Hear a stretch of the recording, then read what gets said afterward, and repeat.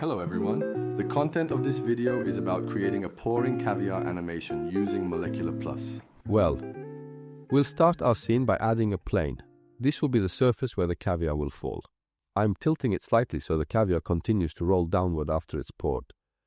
Next, we'll add an icosphere, which will serve as the shape for the falling group of caviar.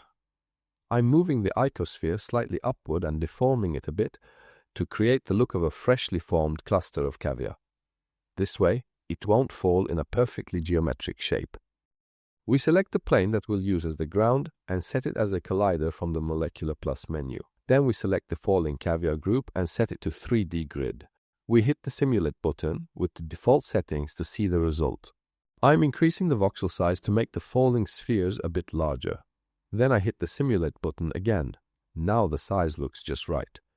Next, I'm lowering the substep value a little. Finally, I'm increasing the random value a bit so the caviar grains aren't all the same size. We'll check the result one more time. Now, to make the particles stick together, we'll adjust the settings from the Molecular Plus menu. We set the particle weight calculation to sand and enable collision with other particles. I slightly lower the friction value and increase damping to 0.4. I want the particles to slow down faster, so we enable these two settings to allow them to stick together. To create longer links, I slightly increase the search distance and slightly lower the link friction. I want less friction. I reduce the tension value to 0.95, which will help the particles take a more natural position at the start. I'm lowering the broken value so that it's harder to break apart. Now let's adjust the ground settings. To make the falling caviar stick to the surface, I set stickiness to 0.34, I set damping to 0.13 and slightly lower the friction to 0.45. I increase the soft body damping to 0.54. Next, I make the particles a bit more scattered within the 3D grid. This will create a more realistic appearance. With the latest settings, we'll check the result once more. This looks just the way we want it. Now we're going to replace the falling particles with the caviar model. To do this, I add an icosphere, then place a second icosphere inside it, and move it slightly to the side. I repeat this a few times with different sizes and positions. I select the caviar models I created and move them into a collection. Then I go to the Particle Settings tab in the menu.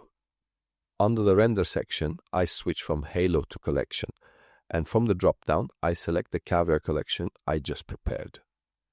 When working on scenes like this, setting up the lighting and camera before working on the materials always saves time and helps you achieve better results. I'm using a stronger light on the right side of the scene and a second slightly weaker light on the left side.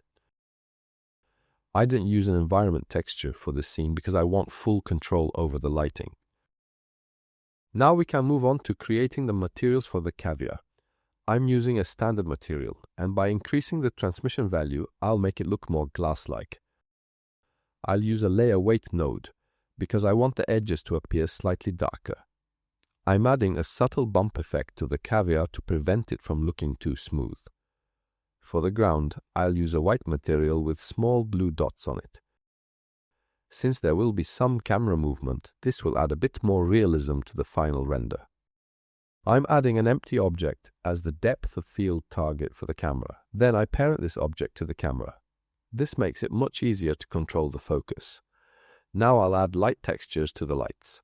In the light settings, I switch to the Nodes panel, enable Use Nodes, and add a texture. A solid light source almost always looks a bit artificial.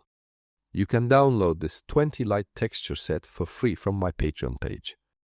For shiny materials like this, using a textured light source gives much more realistic results than a flat light.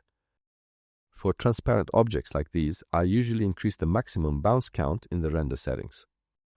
I'm extending the timeline to 250 frames and pressing Simulate again. Materials such as water, gel, or any translucent surface look much better with higher bounce values. Now the simulation is ready for the final render. There's only one thing left: to adjust the camera movement according to the animation. I'm animating my camera with keyframes so it follows the movement of the simulation. In this type of animation, If the scene will be viewed up close, it's always better to have the camera follow the moving objects. It gives a more appealing result. I also recommend manually adjusting the timing and speed curves in the graph editor for every animation. This helps the brain perceive motion more naturally and allows you to emphasize the key moments in your scene more effectively.